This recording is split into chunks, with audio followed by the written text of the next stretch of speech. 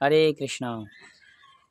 একবার দেবগুরু বৃহস্পতি তিনি দেবতাদের রাজা স্বর্গের রাজা ইন্দ্রকে আশীর্বাদ প্রদান করার জন্য তিনি দেবলোকে পৌঁছেছেন, দেবলোকে গিয়েছেন।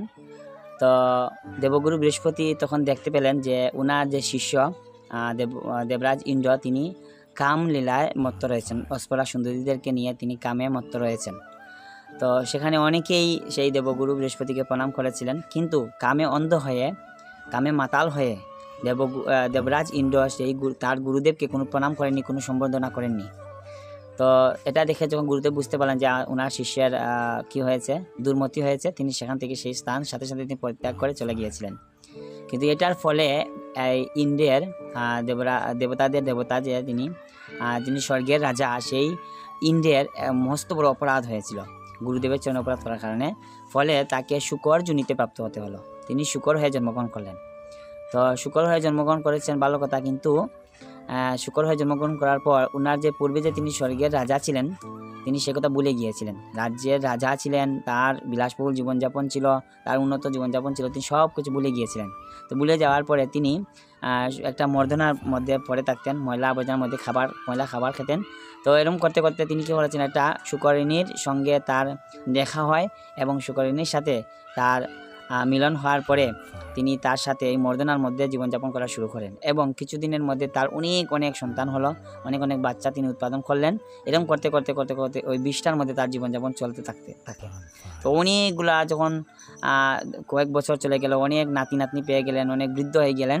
তো সেই সময় পরম দয়াল ব্রহ্মাজি চিন্তা করলেন, দেখলেন যে এ তো হচ্ছে আমাদের স্বর্গের দেবতা ছিল ইন্দ্র, কিন্তু তার কর্মফলের কারণে সে একটা শুকর হয়ে জন্মগ্রহণ করেছে। তো আমার উচিত তাকে সেই তার প্রকৃত পরিচয় তাকে প্রদান করা এবং তাকে এই মর্দনা থেকে তাকে উত্তোলন করে তাকে স্বর্গে আবার পদার্পণ করে দেওয়া। তো তিনি সেই উদ্দেশ্য নিয়ে তিনি কী করলেন, তাকে উপকার করার জন্য সেই শুকরের কাছে গেলেন ব্রহ্মাজি।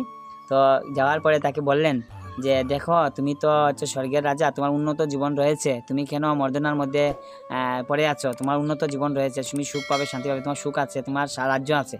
তো এটা শুনে এই যে শুকরূপী ইন্দ্র তিনি কি করেছেন, তিনি বলছেন যে আপনি মস্ত বড় মৃত্যুক, আপনি হচ্ছেন প্রতারক, আপনি আমার সুখ দেখে আপনার হিংসা হচ্ছে। আমি এখানে আমার নাতি নাতনি পুত্র পরিজন সবাইকে নিয়ে আমি এই মর্দনার মধ্যে খুব ভালো আছি, এর বাইরে আমার আর কোনো সুখ চাই না। এই বলে নানানটা বলে অপমান করে ব্রহ্মাজিকে তাড়িয়ে দিয়েছে। তো ইন্দ্র দেবতা তাড়িয়ে দিয়েছেন, মানে শুকরূপী ইন্দ্র তিনি তাড়িয়ে দিয়েছেন। তাড়িয়ে দেওয়ার পরে তখন ব্রহ্মা চলে আসার পরে চিন্তা করলেন ও তো এমনভাবে মোহগ্রস্ত হয়েছে, তাকে এখান থেকে কোনো না কোনোভাবে উত্তোলন করা প্রয়োজন। তখন তিনি কি করলেন, বললেন যে এখানে যে তার যে সবচেয়ে বড় আসক্তি, যে ছেলে মেয়ে নাতি নাতনি ওদের প্রতি তার অত্যন্ত আসক্তি। তখন কি করলেন ব্রহ্মা, তিনি তো সৃষ্টিকর্তা, তো তিনি কি করলেন, তার নাতি নাতনি ছেলে মেয়ে যারা ছিল শুকররূপী ছেলেমেয়েরা তাদেরকে তিনি সরিয়ে দিলেন।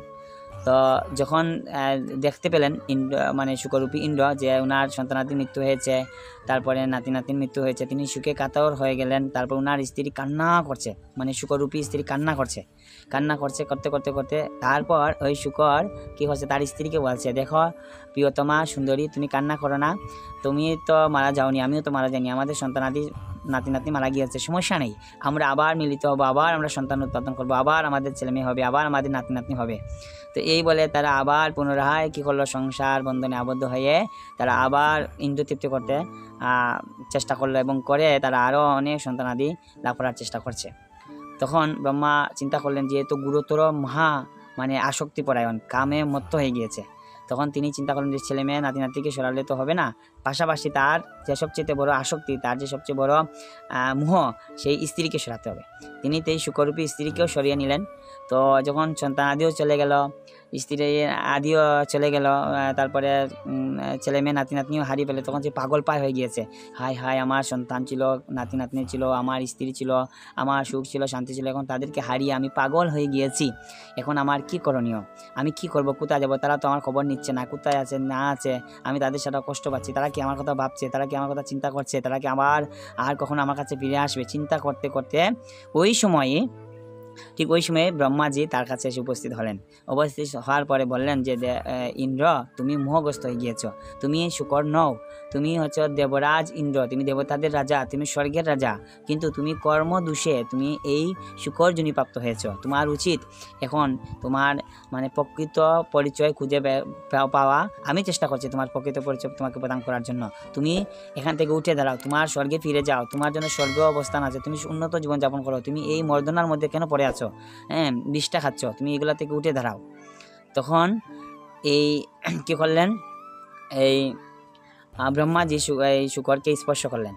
স্পর্শ করার সাথে সাথে তার প্রকৃত জ্ঞান যেটা ছিল, প্রকৃত চৈতন্য তার ফিরে পেলেন শুকর। চৈতন্য ফিরে পেয়ে তখন তিনি বুঝতে পারলেন, হ্যাঁ আমি তো এখন রাজার বেশ পোশাক সব কিছু চলে আসছে। চলে আসার পর তখন তিনি কী করলেন, যে তিনি ব্রহ্মাজির কাছে ক্ষমা প্রার্থনা করলেন, বললেন যে আমি আর জীবনে ভুল করব না, মোহগ্রস্ত হয়ে আমি আমার পরম দয়াল পতিত পাবন গুরুদেবের চরণে আমি অপরাধ করেছি, তো আমি আর গুরুদেবের চরণে কোনোদিন অপরাধ করব না। এই বলে তিনি তার সংশোধন করলেন এবং তার ভুল বুঝতে পারলেন, গুরুদেবের কাছে গিয়ে ক্ষমা ভিক্ষা প্রার্থনা করলেন। তো এই ছিল স্বর্গের রাজা ইন্দ্রের কাহিনী। কিন্তু এখান থেকে আমরা কি শিক্ষা নিতে পারি, আমাদের জীবনে কি উপকার আসতে পারে? দেখুন, বলা হয়েছে যে ব্রহ্মাণ্ড ভ্রমিতে ভ্রমিতে কোনো ভাগ্যবান জীব গুরু কৃষ্ণ প্রসাদ পায় ভক্তিলতার বীজ। তো আমরা ব্রহ্মাণ্ড ভ্রমিতে ভ্রমিতে এভাবে শুকর জনিপ্রাপ্ত হয়েছি, কীটপতঙ্গ হয়েছি, পোকামাকড় হয়ে জন্মগ্রহণ করতে করতে করতে করতে যখন সদ্গুরুদেবের কৃপায় আমরা কৃষ্ণের সন্ধান পেলাম, কৃষ্ণভক্তির সন্ধান পেলাম, গুরুদেব আমাদেরকে চক্ষু উন্মিলিত করলেন। অজ্ঞান তিমিরান্ধস্য জ্ঞানাঞ্জন শলাকয়া চুষ্কুরুম উন্মিলিতং যেন তস্মৈ শ্রী গুরুবে নমঃ।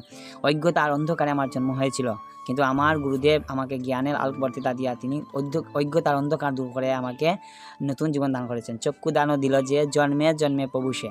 তো যিনি আমাকে চক্ষু দান করেছেন তিনি হচ্ছে আমার জন্ম জন্মান্তরের গুরু। তো এই জন্য আমরা যদি সেই গুরুদেবের তত্ত্বাবধানে থেকে যদি নিত্যম ভাগবতম সেবায়া পরমেশ্বর ভগবান শ্রীকৃষ্ণের সেবা করি, ভগবত সেবা করি, তাহলে আমরা কখনোই আমাদের এই ভক্তি লাইন থেকে আমরা বিচ্যুত হব না। আমরা আমাদের যে ডেস্টিনেশন, আমাদের জীবনের যে লক্ষ্য কৃষ্ণ প্রেম, গোলক বৃন্দাবন, ব্যাক টু গডেড, শিল প্রভুপাদ বলেছেন, সেই ভগবানের কাছে আমরা একটু একটু করে এগিয়ে যাওয়ায় আমাদের পথ রাস্তা দ্রুত এগোতে পারবো এবং আমরা ভগবানের কাছে ফিরে যেতে পারবো। তো আসুন আমরা সবাই আমাদের পরম দয়াল গুরুদেবের চরণে অপরাধ না করে গুরুদেবের সেবা করার চেষ্টা করি। গুরুদেবের যে আদেশ এবং নির্দেশ রয়েছে আমাদের উপরে, সেগুলো আমরা পালন করে আমরা আমাদের এই জীবনেই আমরা চেষ্টা করি গোলক বৃন্দাবনে যাওয়ার এবং চেষ্টা করি ভগবানের সেবা করার। তাহলে আমরা নিত্য আনন্দময় জীবন লাভ করব এবং এই শুকরের মতন আমাদের আর শুকর জনিপ্রাপ্ত হতে হবে না। মর্দনার পরে আমাদেরকে আর বিষটা খেতে হবে না, আমরা অমৃতময় জীবন লাভ করব, আমরা ভগবানের কাছে ফিরে যাব। অসংখ্য ধন্যবাদ যারা এই ভিডিও দেখেছেন এবং দেখছেন। আর আপনারা যদি এরকম আরও সুন্দর সুন্দর ভিডিও পেতে চান, আমার এই চ্যানেলটিকে বিক্রম কেশব দাস এই চ্যানেলকে সাবস্ক্রাইব করুন, আর ভালো লাগে থাকলে অবশ্যই কমেন্ট করুন আর শেয়ার করে অন্যকে দেখার সুযোগ করে দিন। অসংখ্য ধন্যবাদ। সবার জয় হোক শিল প্রভুপাদের, জয় হোক ব্রহ্মাজির। হরে কৃষ্ণ।